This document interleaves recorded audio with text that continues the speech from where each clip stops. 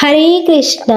शिव भक्ति सागर में आप सभी भक्तों का स्वागत है। गुरुवार के दिन प्रिय भक्तगणों, गुरुवार के दिन श्री हरि का दिन कहलाता है। ऐसे में लक्ष्मी जी की कृपा भक्तों पर बरसती है। अग्नि पुराण के अनुसार मान्यता है कि जो व्यक्ति गुरुवार के दिन भगवान विष्णु की पूजा करता है या बृहस्पतिवार कथा सुनता है तो बृहस्पति देव और भगवान विष्णु की कृपा से उन भक्तों की सभी परेशानियां दूर हो जाती हैं। उनकी गरीबी और कष्ट भगवान विष्णु दूर करते हैं। ब्रह्मवर्त पुराण में स्वयं नारद जी ने कहा है कि सुख संपत्ति अच्छे स्वास्थ्य के लिए बृहस्पतिवार के दिन पूजा अर्चना करके बृहस्पतिवार की कथा का श्रवण करना चाहिए। बृहस्पतिवार का व्रत करने तथा व्रत कथा सुनने से स्त्री पुरुषों की सभी मनोकामनाएं पूरी होती हैं।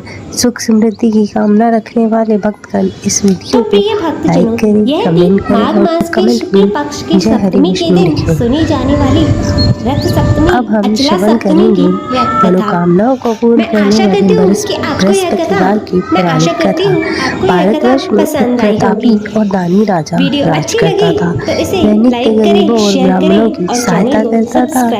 यह बात उसकी रानी को बिल्कुल अच्छी नहीं लगती थी। वह ना तो गरीबों को दान देती थी, ना ही भगवान का पूजन करती थी और राजा को भी दान देने से मना किया करती थी।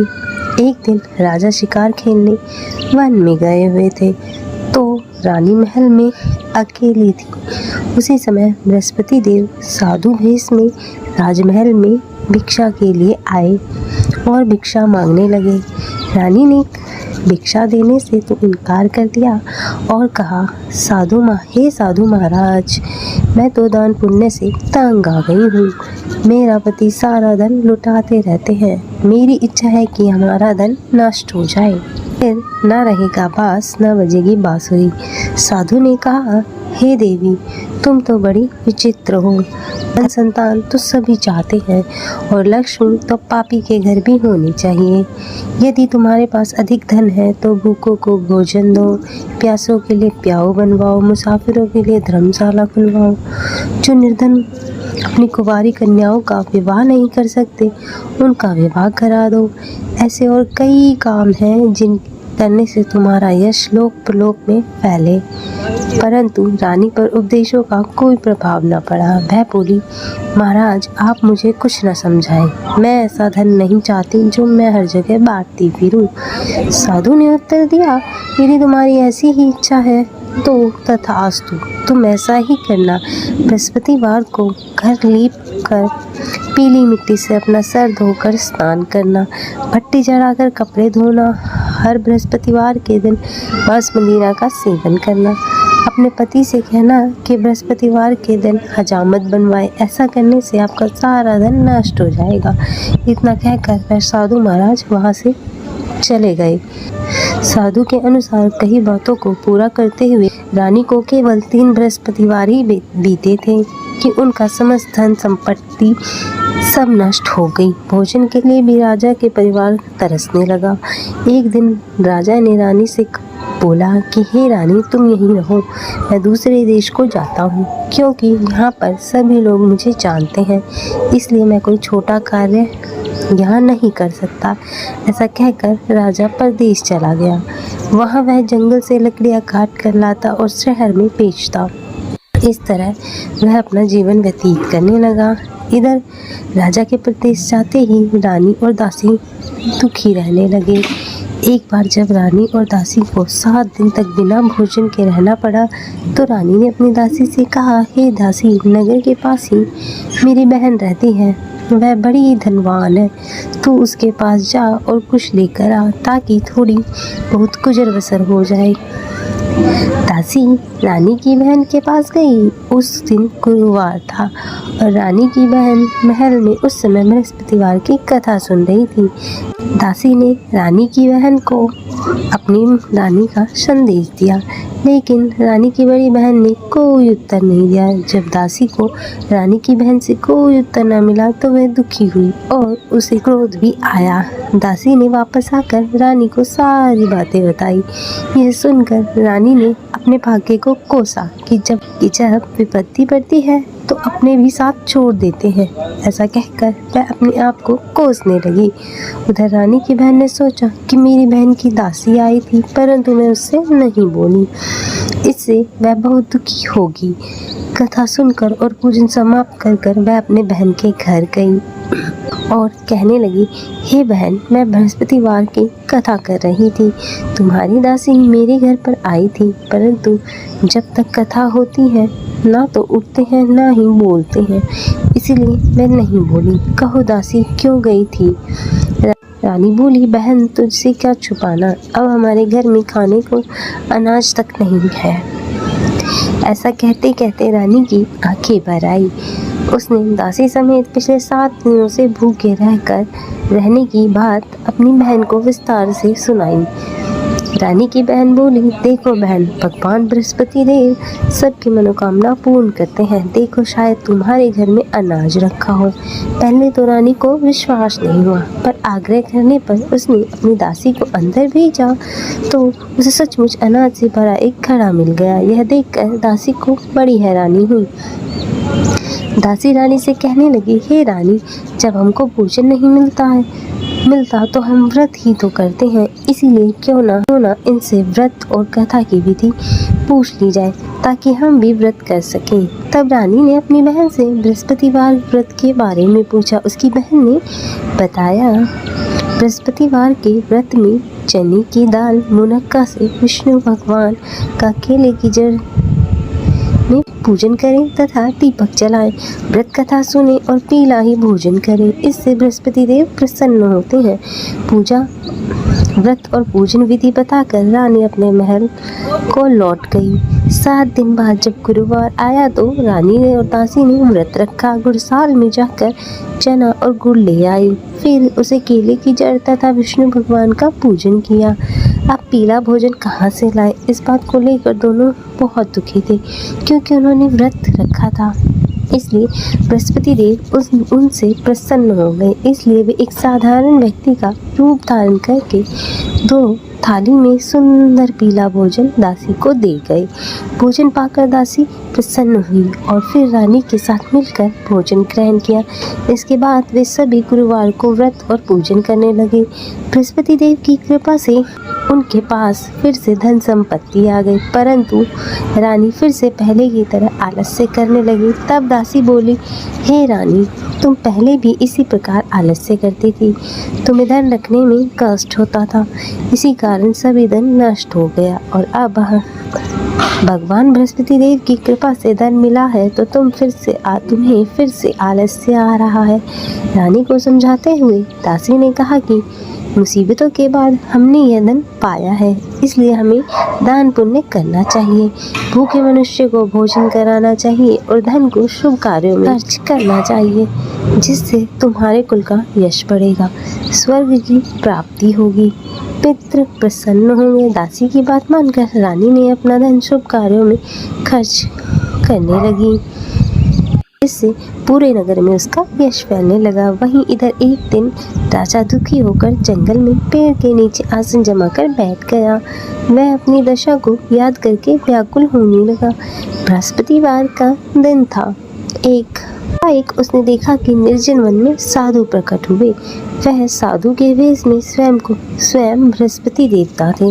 लकड़हारे के सामने आकर बोले, हे लकड़हारे, इस सुनसान जंगल में तू चिंता मग्न क्यों है? लकड़हारे ने दोनों हाथ जोड़कर प्रणाम किया और उत्तर दिया, महाराज जी, आप सब जानते हैं मैं क्या कहूँ, कहकर रोने लगा। साधु को अपनी आत्मकथा सुनाई। महात्मा जी ने कहा, तुम्हारी स्त्री ने बृहस्पतिवार के दिन बृहस्पति भगवान का निरादर किया था, जिसके कारण रुष्ट होकर उन्होंने तुम्हारी यह दशा कर दी। अब चिंता को दूर करके मेरे कहने पर चलो, तुम्हारे सभी कष्ट दूर हो जाएंगे और भगवान पहले से भी अधिक तुम्हें धन संपत्ति देंगे।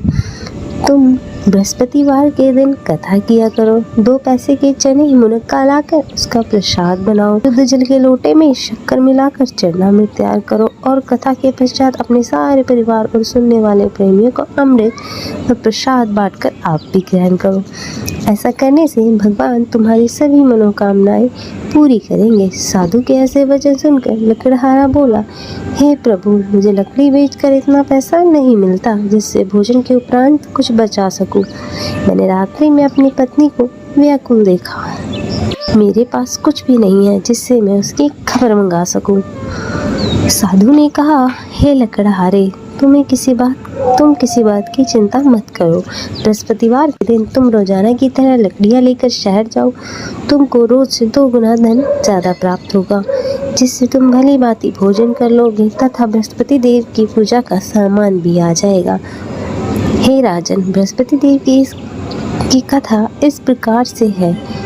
प्राचीन काल में बहुत ही निर्धन ब्राह्मण था। उसके कोई संतान नहीं थी। वह नित्य पूजा पाठ करता था, परंतु उसकी स्त्री बहुत ही मलिन रहा करती थी। वह ना स्नान करती, ना किसी देवता का पूजन करती और प्रातःकाल उठते ही सर्वप्रथम भोजन करती, बाद में कोई अन्य कार्य करती। ब्राह्मण देवता बहुत दुखी रहते थे। पत्नी को बहुत समझाते, किंतु उसका कोई परिणाम नहीं निकला। भगवान की अनुकंपा से एक समय उस ब्राह्मण की पत्नी गर्भवती हुई और 10वें महीने में एक सुंदर कन्या को जन्म दिया। निर्धन ब्राह्मण कन्या के जन्म से बहुत दुखी हुआ और धीरे धीरे ब्राह्मण की कन्या बड़ी होने लगी। बचपन से ही उस कन्या की रुचि भगवान विष्णु की पूजा में थी। प्रातःकाल उठते ही स्नान आदि करके भगवान विष्णु की पूजा करने मंदिर जाया करती थी। प्रतिवार को व्रत करके विधि पूर्वक पूजा पाठ करती थी। पूजा पाठ के बाद वह पढ़ने के लिए पाठशाला में जाती थी। घर से चलते हुए वह एक मुट्ठी भरकर जौ साथ लेकर जाती थी। पाठशाला के रास्ते में थोड़े थोड़े जौ गिराते जाती थी, पर वह पाठशाला से जब घर लौटती तो जौ के दाने सोने में बदले हुए मिलते थे कि सभी सोने के दानों को बीनकर घर लाती थी। एक दिन जब वह सोने के दाने साफ कर रही थी तो उसकी माँ ने कहा, बेटी, सोने के दाने साफ करने के लिए सोने का सूप भी होना चाहिए। अगले दिन बृहस्पतिवार था। उसने भगवान बृहस्पति देव की पूजा करते हुए प्रार्थना की, हे भगवान, यदि मैंने आपका व्रत विधि पूर्वक किया है तो मुझे एक सोने का सूप दे दो। भगवान बृहस्पति देव ने उसकी मनोकामना पूरी करने का वचन दिया। पाठशाला से लौटते समय उसे रास्ते में एक सोने का सूप पड़ा हुआ मिला। घर लौटकर सोने के सूप उसने अपनी माँ को दिखाया। वह सोने के दाने साफ करने लगी। उसी समय नगर का राजकुमार उनके घर के पास से गुजर रहा था। उस सुंदर लड़की को सोने के सूप में जौ साफ करते हुए देखकर राजकुमार उस पर मोहित हो गया। महल लौटकर राजकुमार ने राजा से उस लड़की से विवाह करने की इच्छा प्रकट की। तो राजा ने ब्राह्मण को महल में बुलाकर राजकुमार से उसकी लड़की का विवाह करने की बात कही। ब्राह्मण तैयार हो गया। धूमधाम से उसकी लड़की का विवाह राजकुमार के साथ हो गया। अब देखिए, दुल्हन बनकर ब्राह्मण की लड़की महल में चली गई। लड़की के चले जाने के बाद ब्राह्मण फिर से निर्धन हो गया। उसे कई दिन तक भोजन नहीं मिलता था। बहुत दुखी होकर ब्राह्मण एक दिन अपनी लड़की के पास गया। अपने पिता से निर्धनता का समाचार सुनकर उसे बहुत सा धन देकर पिता को विदा किया। उस धन से ब्राह्मण के कुछ दिन तो आराम से व्यतीत हो गए, लेकिन कुछ दिन बाद फिर जल्दी ही भूखों मरने की हालत हो गई। ब्राह्मण अपनी लड़की के पास धन के लिए फिर महल पहुंचा। लड़की ने अपने पिता की बुरी हालत को देखकर कहा, पिताजी, आखिर आप कब तक मुझसे धन लेकर जीवन यापन करते रहेंगे? आप कोई ऐसा उपाय क्यों नहीं करते जिससे आपका घर धन संपत्ति से भर जाए? ब्राह्मण ने कहा, मैंने तेरी माँ को बहुत समझाया, पर उसकी समझ में कुछ नहीं आता। तब कुछ सोचकर लड़की ने पिता से कहा, पिताजी, आप कुछ दिन के लिए माँ को मेरे पास छोड़ जाओ। तब कुछ सोचकर ब्राह्मण पत्नी को अपनी बेटी के पास महल में छोड़ गया। पुत्री ने अपनी माँ से कहा, माँ, तुम प्रातःकाल उठकर स्नान आदि करके भगवान बृहस्पति देव विष्णु जी की पूजा किया करो। उससे तुम्हारी निर्धनता अवश्य ही दूर हो जाएगी। लेकिन उसकी माँ ने उसकी कोई बात नहीं मानी। तब क्रोधित होकर पुत्री ने अपनी माँ को एक कक्ष में बंद कर दिया और सूर्योदय के समय ही माँ को उठाकर जबरदस्ती उसे स्नान कराया और फिर मंदिर ले जाकर भगवान बृहस्पति देव की पूजा कराई। कुछ दिनों तक ऐसा करने से माँ की बुद्धि में परिवर्तन हुआ और वह स्वयं बृहस्पतिवार का व्रत रखने लगी।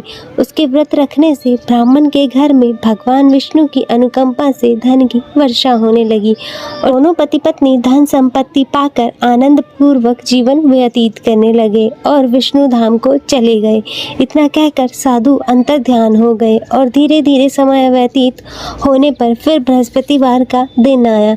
लकड़हारा जंगल से लकड़ी काटकर किसी शहर में बेचने गया। उसे इस दिन और दिन से अधिक पैसा मिला। राजा ने चना गुड़ आदि लाकर गुरुवार का व्रत किया। उसी दिन उसके सभी कलेश दूर हो गए। परंतु जब दोबारा गुरुवार का दिन आया तब वह बृहस्पतिवार का व्रत करना भूल गया। इस कारण बृहस्पति देव भगवान नाराज हो गए। उस दिन नगर के राजा ने विशाल यज्ञ का आयोजन किया तथा शहर में घोषणा करवा दी कि कोई भी मनुष्य अपने घर में भोजन ना बनाए। समस्त जनता राजा के यहाँ भोजन करने आए। इस आज्ञा को जो नहीं मानेगा उसे फांसी का दंड दिया जाएगा। इस तरह की घोषणा संपूर्ण नगर में करवा दी गई। प्रिय भक्तों, राजा की ऐसी आज्ञा सुनकर शहर के सभी लोग भोजन करने महल में पहुँचे, लेकिन लकड़हारा कुछ देर से पहुँचा, इसलिए राजा उसे अपने महल में ले गए और महल में ले जाकर भोजन करा रहे थे। तभी रानी की दृष्टि खूंटी पर पड़ी जिस पर उनका हार लटका हुआ था। वह हार अब वहाँ नहीं था। रानी ने निश्चय किया कि मेरा हार इस मनुष्य ने ही चुराया है। उसी समय सिपाहियों को बुलाकर उसे कारागार में डलवा दिया गया। जब लकड़हारा कारागार में पड़ गया और बहुत दुखी होकर विचार करने लगा कि जाने कौन से पूर्व जन्म के कर्मों से मुझे यह दुख प्राप्त हुआ है, और उसी साधु को याद करने लगा जो जंगल में मिला था। उसी समय तत्काल बृहस्पति देव साधु के रूप में प्रकट हुए और उसकी दशा को देखकर कहने लगे, अरे मूर्ख, तूने बृहस्पति देव की कथा नहीं करी, इसी कारण तुझे यह दुख प्राप्त हुआ है। चिंता मत कर, बृहस्पतिवार के दिन कारागार के दरवाजे पर तुझे 4 पैसे पड़े मिलेंगे। तू उससे बृहस्पति देव की पूजा करना, तेरे सभी कष्ट दूर हो जाएंगे। अब बृहस्पतिवार के दिन उसे 4 पैसे मिले। लकड़हारे ने कथा कही। उसी रात्रि को बृहस्पति देव ने उस नगर के राजा के स्वप्न में कहा, हे राजन, जिसे तुमने बंदी बनाकर कारागार में रखा है वह निर्दोष है, वह एक राजा है, उसे छोड़ देना। रानी का हार उसी खूंटी पर टंगा है। अगर तूने ऐसा नहीं किया तो मैं तेरे समस्त राज्य को नष्ट कर दूंगा। इस तरह रात्रि के स्वप्न को देखकर राजा प्रातःकाल उठा और खूंटी पर हार देखकर आश्चर्यचकित हो गया। उसने लकड़हारे को बुलाकर क्षमा मांगी तथा लकड़हारे को योग्य सुंदर वस्त्र आभूषण देकर विदा किया। बृहस्पति देव की आज्ञा अनुसार लकड़हारा अपने नगर की ओर चल दिया। जब वह अपने नगर के निकट पहुंचा तो उससे बड़ा आश्चर्य हुआ। नगर में पहले से अधिक बाग, तालाब, कुएं तथा बहुत सी धर्मशालाएं थीं। राजा के पूछने पर यह बाग और धर्मशाला इसकी हैं। तब नगर के लोग कहने लगे कि यह सब रानी और रानी की दासी के हैं। तो राजा ने को बहुत ही आश्चर्य हुआ और उसे गुस्सा भी आया। जब रानी ने यह खबर सुनी कि राजा आ रहे हैं, उन्होंने दासी से कहा, दासी देखो, राजा हमें कितनी बुरी स्थिति में छोड़ कर गए थे। हमारी ऐसी स्थिति देखकर वह कहीं वापस ना लौट जाएं, इसलिए तू दरवाजे पर खड़ी हो जा। के अनुसार दासी दरवाजे पर जाकर खड़ी हो गई। अब राजा आए तो उन्हें अपने साथ ले आई। तब राजा ने क्रोधित होते हुए अपनी रानी से पूछा कि यह धन तुम्हें कहाँ से प्राप्त हुआ। तब उन्होंने कहा, हमें यह धन बृहस्पति देव की कृपा और इस व्रत के प्रभाव से प्राप्त हुआ। तब राजा ने निश्चय किया कि वह सप्ताह में एक दिन बृहस्पतिवार के दिन व्रत कथा सुनने से इतना फल मिलता है तो मैं प्रतिदिन दिन में 3 बार कथा सुन रोज व्रत किया करूँगा। अब हर समय राजा के दुपट्टे में चने की दाल बंधी रहती थी और वह दिन में 3 बार कथा करता था। राजा ने विचार किया, चलो अपनी बहन के यहाँ हो आए। इस निश्चय के साथ राजा घोड़े पर सवार होकर निकल गया और अपनी बहन के यहाँ पहुँचने के लिए मार्ग में जाने लगा। मार्ग में उसने देखा कि कुछ आदमी एक मुर्दे को लेकर जा रहे हैं। उन्हें रोककर राजा ने कहा, अरे भाइयों, मेरी बृहस्पतिवार की कथा सुन लो। तो वो बोले कि हमारा तो आदमी मर गया और इसे अपनी कथा की पड़ी है। परंतु कुछ बुजुर्ग आदमी बोले, अच्छा कहो, हम तुम्हारी कथा भी सुन लेंगे। राजा ने दाल निकाली और कथा जैसे ही आधी हुई मुर्दा हिलने लगा और कथा जैसे ही समाप्त हुई तो वह राम राम करके मनुष्य खड़ा हो गया। इतना सब यह चमत्कार देखकर सभी लोगों ने निश्चय किया कि हम भी बृहस्पतिवार के दिन व्रत करेंगे और कथा का श्रवण करेंगे। आगे मार्ग में उसे एक किसान खेत में हल चलाता हुआ दिखाई दिया। राजा ने उसे देखा और उससे बोला, भाई तुम मेरी बृहस्पतिवार की कथा सुन लो। किसान बोला, जब तक मैं तेरी कथा सुनूंगा तब तक मैं 4 हल जोत लूंगा, अपनी कथा किसी और को सुनाना। इस तरह राजा आगे चलने लगा। राजा के हटते ही किसान के बैल पछाड़ खाकर गिर गए और किसान के पेट में बड़ी जोर का दर्द होने लगा। उसी समय उसकी माँ खेत में भोजन लेकर आई। उसने जब देखा, अब अपने पुत्र से सब हाल पूछा और बेटे ने सभी बात बताई। तो बुढ़िया दौड़ी दौड़ी घुड़सवार के पास गई और उससे बोली कि हे राजा, मैं तेरी कथा सुन लूँगी, तू अपनी कथा मेरे खेत में चलकर ही सुना। राजा ने बुढ़िया के साथ खेत पर जाकर ही उसे कथा सुनाई, जिसके सुनते ही वह बैल स्वयं ही खड़े हो गए और किसान के पेट का दर्द भी बंद हो गया। उनकी महिमा सुनकर वह बुढ़िया माई और वह किसान भी बृहस्पति भगवान के भक्त हो गए और उनकी पूजा अर्चना करने लगे। अब फिर राजा अपनी बहन के घर पहुंचा। ने भाई की खूब मेहमान नवाजी की। दूसरे रोज प्रातःकाल राजा जगा तो वह देखने लगा कि सब लोग भोजन कर रहे हैं। राजा ने अपनी बहन से कहा कि कोई ऐसा मनुष्य है जिसने भोजन ना किया हो और मेरी वह बृहस्पतिवार की कथा सुन ले। बहन बोली, भैया यह देश ही ऐसा है, यहाँ पहले लोग भोजन करते हैं, बाद में अन्य काम करते हैं। अगर कोई पड़ोस में हो तो देख आती हूँ। ऐसा कहकर वह देखने चली गई, परंतु उसे कोई व्यक्ति नहीं मिला, वह भोजन ना किया हो। अतः वह एक कुमार के घर गई जिसका लड़का बहुत ही बीमार था। उसे मालूम हुआ कि यहाँ 3 रोज से किसी ने भोजन नहीं किया है। रानी ने अपने भाई की कथा सुनने के लिए कुमार से कहा और वह तैयार हो गया। राजा ने जाकर बृहस्पतिवार की कथा कही, जिसको सुनकर उसका लड़का ठीक हो गया। अब तो राजा की प्रशंसा होने लगी। एक रोज राजा ने अपनी बहन से कहा कि हे बहन, अब हम अपने घर को जाएंगे, तुम भी तैयार हो जाओ। राजा की बहन ने अपनी सास ने कहा हाँ चली जा, परंतु अपने पुत्रों को मत लेकर जाना क्योंकि तेरे भाई की कोई संतान नहीं है। बहन ने अपने भैया से कहा कि मैं तो चलूंगी पर मेरा कोई बालक नहीं जाएगा। राजा बोला, जब कोई बालक ही नहीं जाएगा तो तुम क्या करोगी। बड़े दुखी मन से राजा अपने नगर को लौट गया। राजा ने अपनी रानी से कहा, हम निर्वंशी हैं। रानी बोली कि देव ने हमें सब कुछ दिया है तो वह हमें संतान अवश्य देंगे। उसी रात बृहस्पति देव राजा के स्वप्न में आए और बोले, राजन, हे राजन, उठ, सभी सोच त्याग दे, तेरी रानी गर्भ से है। उसे यह बात सुनकर बहुत ही खुशी हुई। अब 9 महीने पश्चात रानी के गर्भ से एक सुंदर पुत्र का जन्म हुआ। तब राजा बोला, हे रानी, स्त्री बिना भोजन के रह सकती है पर बिना नहीं रह सकती। जब मेरी बहन आए तो तुम उसे कुछ मत कहना। रानी ने यह सुनकर हाँ कह दिया। जब राजा ने बहन को यह शुभ समाचार सुनाया तो उसे बहुत खुशी हुई और वह बधाई लेकर अपने भाई के यहाँ आ गई। रानी ने बहन को देखते ही कहा, घोड़ा चढ़कर तो नहीं आई, गधा चढ़कर आई। बहन बोली, भाभी, मैं इस प्रकार ना कहती तो तुम्हें संतान की कैसे प्राप्ति होती। बृहस्पति देव ऐसे ही हैं, जिनके मन में जो कामनाएं होती हैं वह सभी कामनाओं को पूर्ण करते हैं। जो सदा भावपूर्वक बृहस्पतिवार का व्रत करता है एवं कथा सुनता है अथवा औरों को सुनाता है, बृहस्पति देव उसकी सभी मनोकामनाएं पूर्ण करते हैं। तो बोलो बृहस्पति भगवान की जय। ओम नमो भगवते वासुदेवाय नमः। हे भगवान विष्णु और बृहस्पति देव, इस कथा को कहने, सुनने तथा हुंकारा भरते सभी पर अपनी कृपा बनाए रखना और सभी के जीवन में सुख समृद्धि देना। भगवान विष्णु की आरती श्रवण करेंगे। तो आइए भक्तजनों, शुरू करते हैं भगवान विष्णु की आरती। ओम जय जगदीश हरे, स्वामी जय जगदीश हरे। भक्त जनों के संकट, भक्त जनों के संकट क्षण में दूर करे।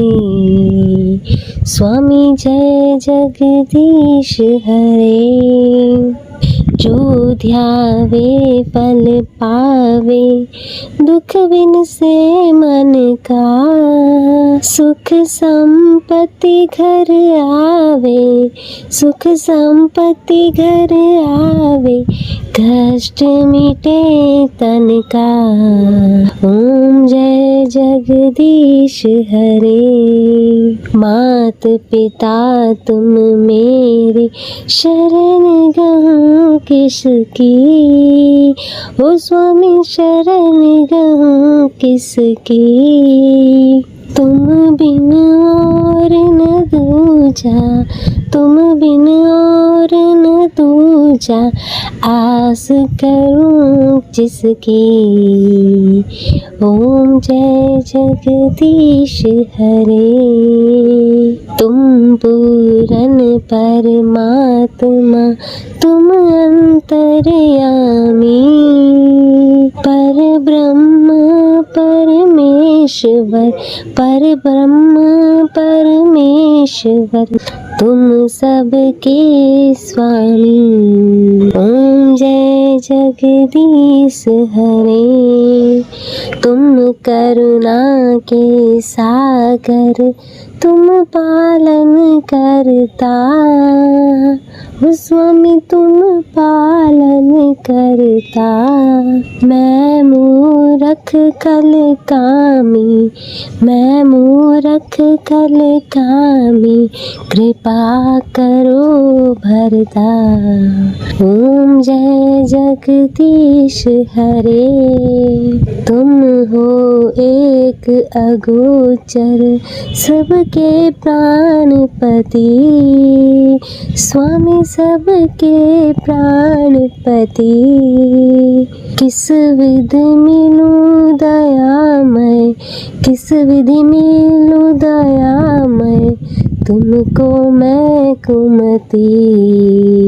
ओम जय जगदीश हरे। दीन बंधु दुख हरता, तुम ठाकुर मेरे। ओ स्वामी तुम ठाकुर मेरे। अपने हाथ उठाओ, अपने हाथ उठाओ, द्वार पड़ा तेरे। ओम जय जगदीश हरे। विषय विकार मिटाओ, पाप हरो देवा। ओ स्वामी पाप हरो देवा। श्रद्धा भक्ति बढ़ाओ, श्रद्धा भक्ति बढ़ाओ, संतन की सेवा। ओम जय जगदीश हरे। मन धन और संपत्ति सब कुछ है तेरा। हो स्वामी सब कुछ है तेरा। तेरा तुझको अर्पण, तेरा तुझको अर्पण, क्या लागे मेरा। ओम जय जगदीश हरे। जगदीश्वर जी की आरती जो कोई नर गावे। कहत शिवानंद स्वामी, कहत शिवानंद स्वामी, मनवांछित फल पावे। ओम जय जगदीश हरे। ओ स्वामी जय जगदीश हरे। भक्त जनों के संकट, भक्त जनों के संकट क्षण में दूर करे। स्वामी जय जगदीश हरे।